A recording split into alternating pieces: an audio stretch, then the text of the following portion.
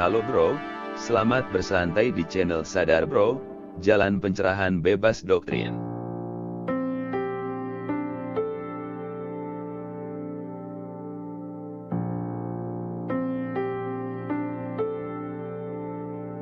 Episode kali ini bro, Osho menjelaskan teknik ketiga dari 112 teknik, untuk mengungkap misteri yang ada di dalam diri, menurut kitab Vigyan Bhairava Tantra. Dan berikut ini adalah tekniknya bro. Ketika napas masuk dan napas keluar menyatu, pada saat ini, sentuhlah pusat yang tidak memiliki energi, dan penuh energi. Itulah tekniknya bro. Menurut Osho, kita ini terbagi menjadi dua bro, yaitu pusat dan pinggiran. Tubuh kita adalah pinggiran. Kita tahu tubuh, kita tahu pinggiran. Kita tahu yang ada di sekitar kita, tapi kita belum tahu di mana pusatnya berada. Ketika nafas keluar menyatu dengan nafas yang masuk. Ketika keduanya menjadi satu. Ketika kita tidak bisa membedakan, apakah itu nafas yang sedang keluar, ataukah itu nafas yang bergerak masuk. Ketika sulit bagi kita untuk membedakan dan menentukan, apakah itu nafas yang sedang keluar, atau nafas yang masuk. Ketika nafas sudah masuk dan mulai keluar, maka terjadilah momen peleburan. Nafas itu tidak keluar ataupun masuk bro. Nafas itu menjadi statis. Ketika nafas bergerak keluar, ia bersifat dinamis. Ketika nafas bergerak masuk, ia dinamis. Tapi ketika nafas bukanlah keduanya, ketika tidak bersuara, tidak bergerak, diri kita berada dekat dengan pusat. Titik perpaduan antara nafas masuk dan keluar, disitulah pusat kita bro. Lihatlah dengan cara sebagai berikut bro. Saat nafas bergerak masuk, kemana perginya nafas itu bro? Ia bergerak menuju ke pusat diri kita, ia menyentuh pusat kita. Saat nafas keluar, dari mana nafas itu keluar bro? Ia bergerak dari pusat kita. Pusat kita harus disentuh oleh nafas. Itulah sebabnya mistikus Tao dan mistik Zen mengatakan, yang menjadi pusta kita sebenarnya bukanlah kepala, melainkan pusar, itulah pusat kita. Nafas masuk menuju ke pusar, kemudian bergerak keluar. Nafas itu menuju ke pusat. Pusat ini adalah jembatan antara diri kita dengan tubuh kita. Kita tahu tubuh kita, tetapi kita tidak tahu di mana pusatnya. Nafas terus-menerus menuju ke pusat, lalu keluar. Tetapi kita tidak mengambil napas dalam jumlah yang cukup. Karena itulah bro, biasanya nafas kita tidak benar-benar sampai ke pusat. Itulah sebabnya, semua orang menjadi tidak terpusat. Di seluruh dunia modern, mereka yang bisa berpikir, merasa kehilangan pusat perhatiannya. Coba lihat seorang anak yang sedang tidur bro, amati nafasnya. Saat nafas masuk, perut anak itu bergerak naik, membesar. Dadanya tetap tidak terpengaruh, hanya perutnya yang mengembang dan mengempis. Itulah mengapa anak-anak tidak memiliki dada dinamis, hanya perutnya yang sangat dinamis. Nafas masuk dan perut terangkat. Nafas keluar dan perut turun, perut ikut bergerak bersama nafasnya. Itu karena anak-anak masih berada di pusatnya. Dan itulah juga sebabnya mengapa mereka tampak begitu bahagia, penuh kebahagiaan, penuh energi, tak pernah lelah, meluap-luap, dan selalu berada di saat ini, tanpa masa lalu, tanpa masa depan, bro. Seorang anak kecil bisa saja marah. Ketika anak itu marah, dia benar-benar marah, total. Dia berubah menjadi kemarahan. Maka amarahnya juga menjadi hal yang indah. Ketika seseorang sedang marah total, kemarahan mempunyai keindahan tersendiri, bro, karena totalitas selalu memiliki keindahan. Sedangkan kita tidak bisa menjadi marah sekaligus indah. Saat marah, kita akan menjadi jelek, karena kita tidak total. Apa yang tidak total akan selalu tampak jelek. Tapi bukan cuma dengan kemarahan. Saat mencintai, kita juga tampak jelek, karena lagi-lagi kita membagi, memilih, terpecah belah. Kita tidak pernah utuh. Coba lihatlah wajahmu, bro, saat engkau sedang mencintai seseorang, sedang bercinta. Cobalah untuk bercinta di depan cermin, sambil melihat wajahmu, itu akan terlihat jelek, seperti hewan. Dalam cinta juga, bro, wajah kita menjadi jelek. Mengapa? Itu karena cinta kita juga adalah konflik, perpecahan, kita menahan sesuatu. Dirimu memberi dengan sangat kikir. Bahkan dalam cinta, kita tidak bisa menjadi total. Kita tidak memberi dengan sepenuhnya, seutuhnya. Sedangkan seorang anak kecil, bahkan dalam kemarahan dan kekerasannya, adalah total.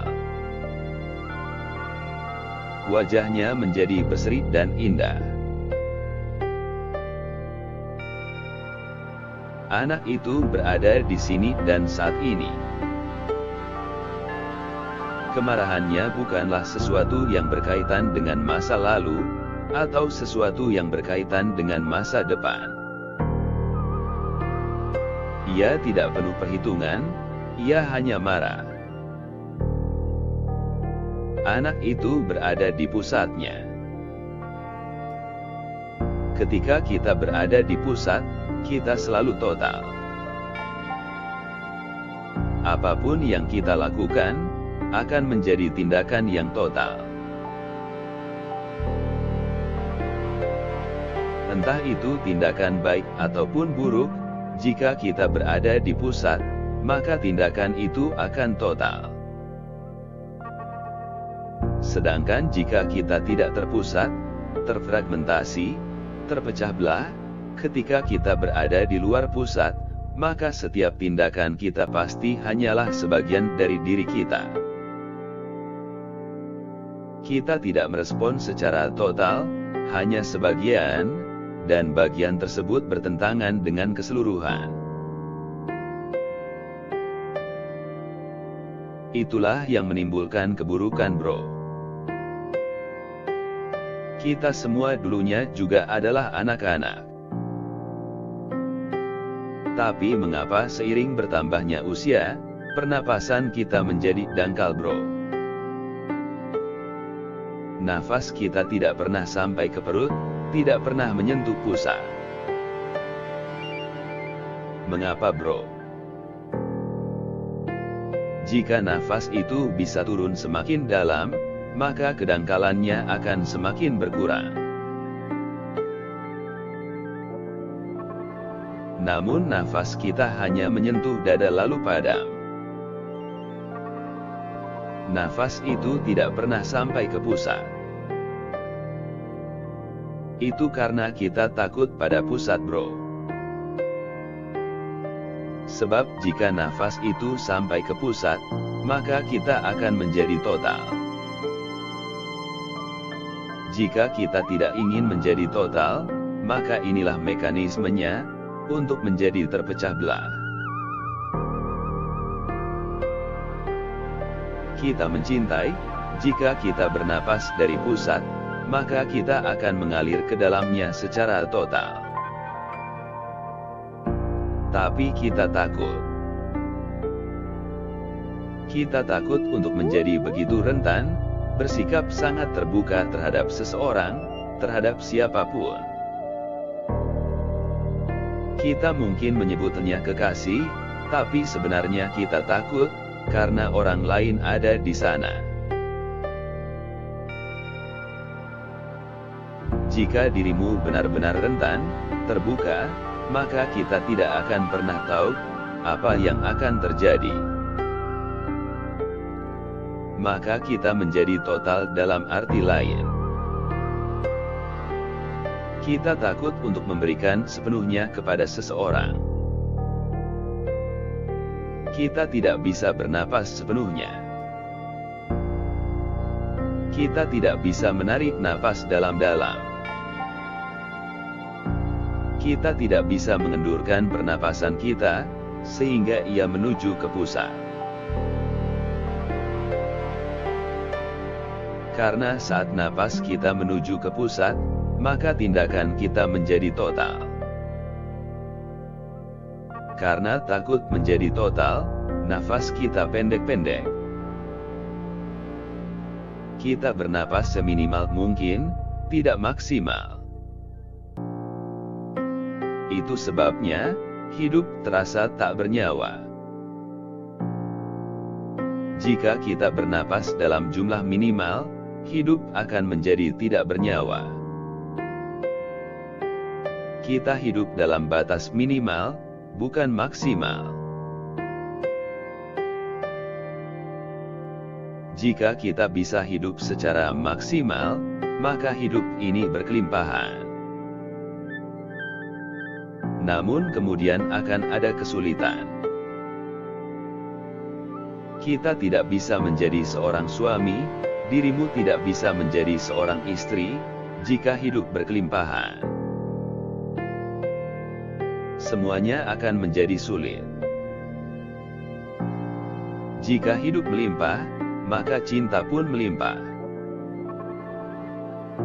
Maka kita tidak bisa terpaku pada satu orang saja. Maka diri kita akan mengalir kemana-mana. Semua dimensi akan diisi. Dan kemudian pikiran merasakan bahaya, jadi lebih baik tidak hidup. Semakin banyak diri kita mati, semakin aman kita. Semakin banyak diri kita mati, semakin semuanya terkendali. Kita bisa mengontrol, maka kita tetap menjadi tuan. Kita merasa bahwa kita adalah tuan, karena kita bisa mengendalikan. Dirimu bisa mengendalikan amarah, kita bisa mengendalikan cinta, mengendalikan segalanya. Tetapi pengendalian ini hanya mungkin dilakukan pada tingkat energi minimal kita. Setiap orang pasti pernah merasakan bro, bahwa ada saatnya ia tiba-tiba berubah, dari level minimal ke maksimal. Misalnya saat kita pergi ke puncak gunung. Tiba-tiba kita keluar dari kota dan penjaranya. Saat itu kita merasa bebas. Langitnya luas, hutannya hijau, dan puncaknya menyentuh awan. Tiba-tiba kita menarik nafas dalam-dalam. Kita mungkin tidak mengamatinya. Nah, jika engkau bisa pergi ke puncak gunung, amatilah bro. Sebenarnya bukan puncak gunung yang memberikan perubahan itu. Perubahan itu sebenarnya berasal dari perubahan pernapasan kita. Kita mulai menarik napas dalam-dalam. Kita mulai kembali menyentuh bagian pusat, untuk sesaat kita kembali menjadi total, dan segalanya menjadi bahagia. Kebahagiaan itu tidak datang dari perbukitan, suana pegunungan. Kebahagiaan itu datang dari pusat bro. Kebahagiaan itu karena kita telah menyentuh pusat itu, secara tiba-tiba. Saat berada di kota, kita merasa takut untuk melakukannya. Karena di mana-mana ada orang lain, jadi kita merasa harus bisa mengendalikan. Kita tidak bisa berteriak dengan bebas, kita tidak bisa tertawa dengan bebas. Sungguh malang bro. Kita tidak bisa bernyanyi dan menari di jalan. Kita merasa takut, ada polisi di sekitar, atau pendeta, atau ustadz, atau habib, atau hakim, atau politisi, atau moralis. Selalu ada orang lain di dekat kita, jadi kita tidak bisa hanya menari di jalan. Bertrand Russell pernah berkata, "Aku menyukai peradaban, namun kita telah mencapainya dengan pengorbanan yang sangat besar." Kita tidak bisa menari di jalanan bro, tetapi kita bisa pergi ke puncak gunung, dan tiba-tiba kita bisa menari, berteriak dengan bebas, lepas. Di sana, kita hanya sendirian dengan langit, dan langit bukanlah penjara. Langit hanyalah pembukaan, kebebasan, luas dan tak terbatas. Tiba-tiba kita menarik napas dalam-dalam, nafas itu menyentuh pusat dan kebahagiaan terjadi. Tapi sayangnya, hal ini tidak berlangsung lama bro. Dalam 1 atau 2 jam, puncak gunung itu juga akan hilang. Tubuh kita mungkin saja masih berada di sana, tetapi puncak gunung itu akan hilang. Sebab, kecemasan kita akan kembali datang. Kita akan mulai berpikir untuk menelepon ke kota, menelepon istri, atau mulai berpikir bahwa, jika sudah 3 hari, kita akan kembali, karena itu kita harus membuat persiapan. Kita baru saja sampai, tapi sudah berencana untuk kembali bro. Nafas itu sebenarnya bukan dari kita. Itu terjadi secara tiba-tiba. Karena perubahan situasi, personelingnya pun berubah. Kita sedang berada dalam situasi yang baru, karenanya kita tidak bisa bernapas dengan cara yang lama. Maka untuk sejenak, cara nafas yang baru telah masuk. Dan nafas itu menyentuh pusat, maka kita merasakan kebahagiaan. Shiva mengatakan, setiap kali bernafas, kita menyentuh bagian pusat itu, atau jika nafas kita tidak menyentuhnya, kita bisa membuat nafas itu menyentuhnya. Caranya adalah dengan mengambil napas dalam-dalam dan perlahan. Sentuhlah bagian pusat itu. Jangan bernapas dari dada bro, itu tipuan. Peradaban, pendidikan, moralitas, mereka telah menciptakan nafas yang dangkal. Sebaiknya bro, masuk jauh ke tengah, bernapaslah melalui perut, karena jika tidak, kita tidak bisa menarik napas dalam-dalam.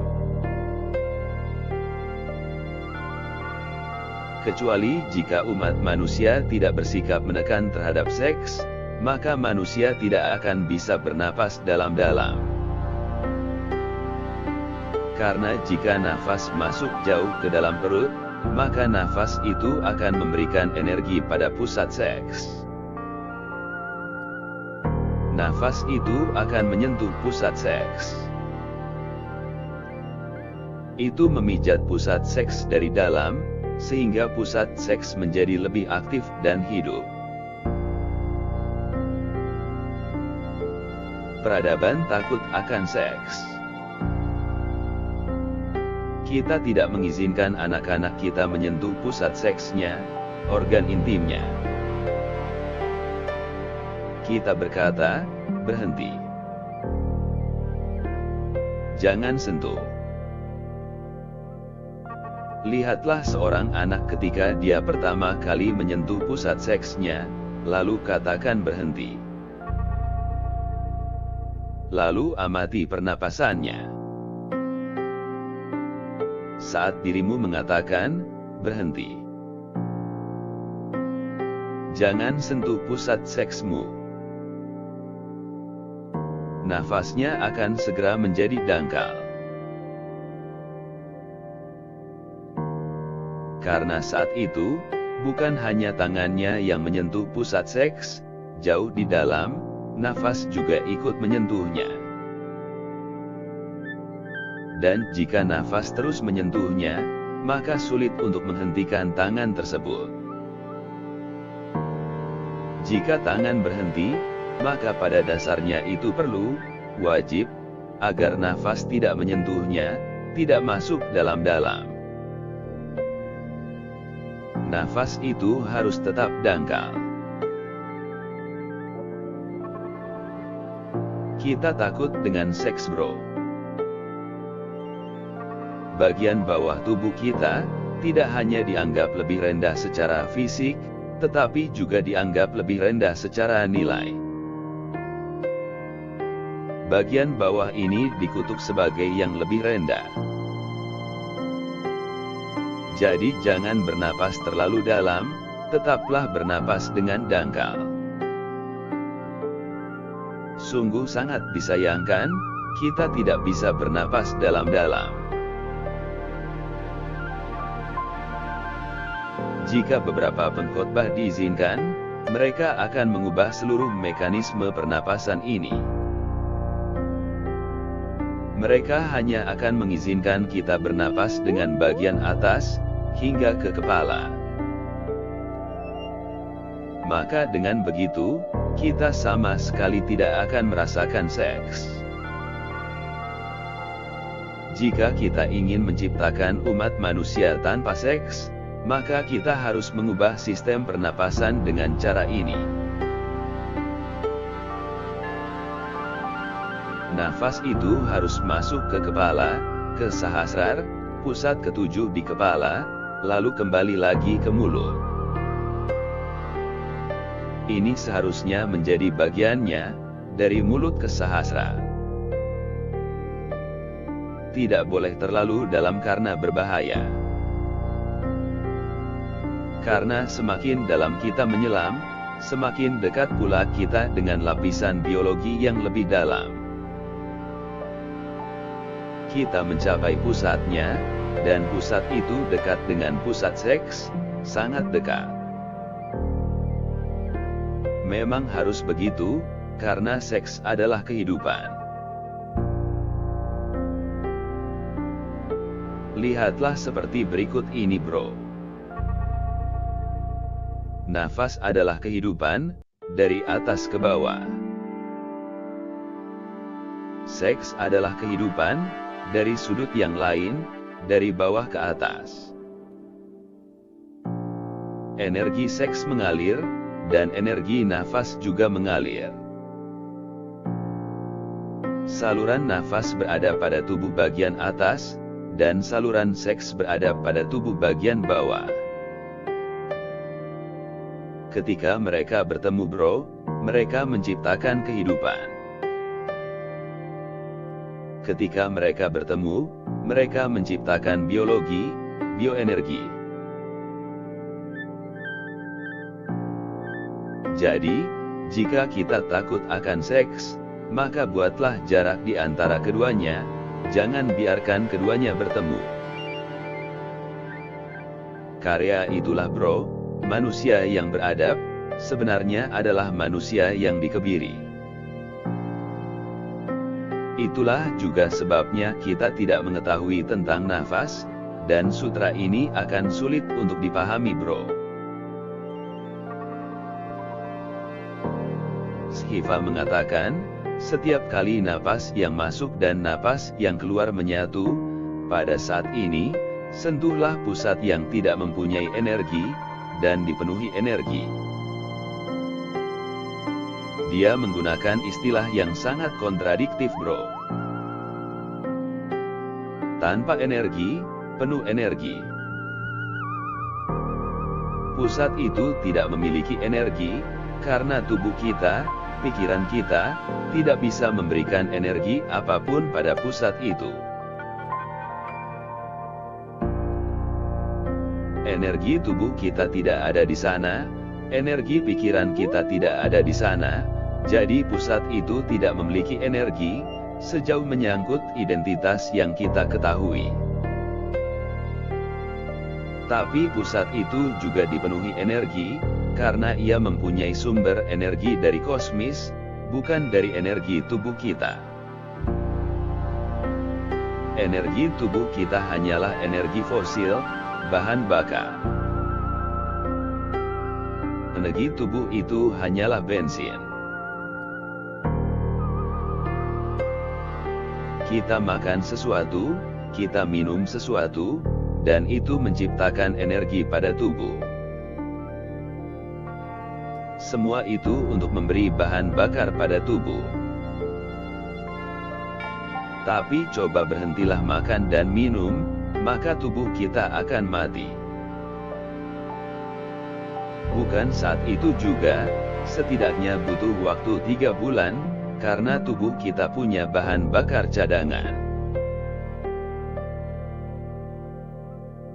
Tubuh kita telah mengumpulkan banyak energi, bisa berjalan setidaknya selama 3 bulan, tanpa harus pergi ke pompa bensin manapun. Tubuh bisa terus berjalan. Ia memiliki cadangan.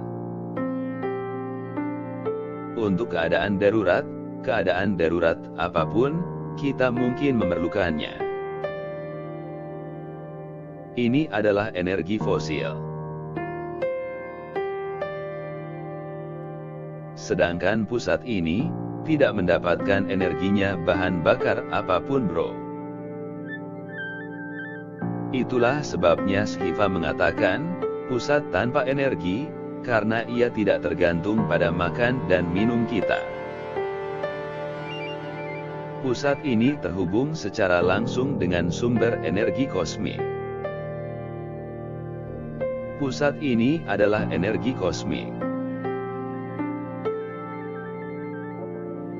Itu sebabnya Shiva mengatakan pusat tanpa energi, dan penuh energi. Saat kita bisa merasakan pusat keluar, atau masuknya nafas ini bro, titik di mana nafas yang masuk dan nafas yang keluar menyatu, menyentuh pusat itu. Jika kita menyadarinya bro, maka pencerahan terjadi. Oke bro, sekian dulu episode kali ini. Selamat mencoba teknik ini. Terima kasih bro.